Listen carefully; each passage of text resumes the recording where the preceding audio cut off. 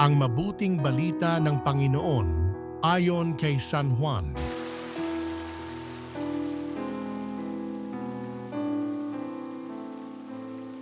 Nung panahong iyon, nagtalo-talo ang mga Hudyo.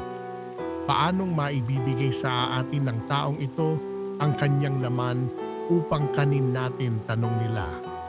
Kaya't sinabi ni Jesus, "Tandaan ninyo, malibang kanin ninyo ang laman ng anak ng tao at inumin ang kanyang dugo, hindi kayo magkakaroon ng buhay.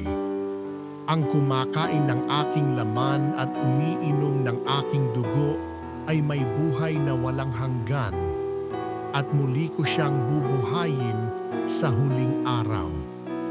Sapagkat ang aking laman ay tunay na pagkain at ang aking dugo tunay na inumin.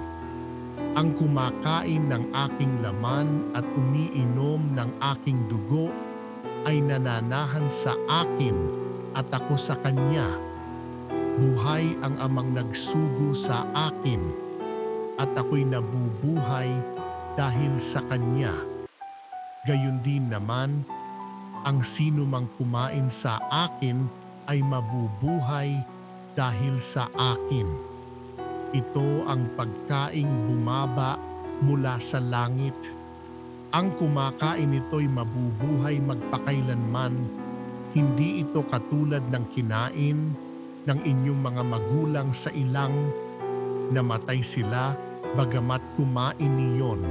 Sinabi ito ni Jesus nang siya'y nagtuturo sa sinagoga sa Capernaum. Ang mabuting balita ng Panginoon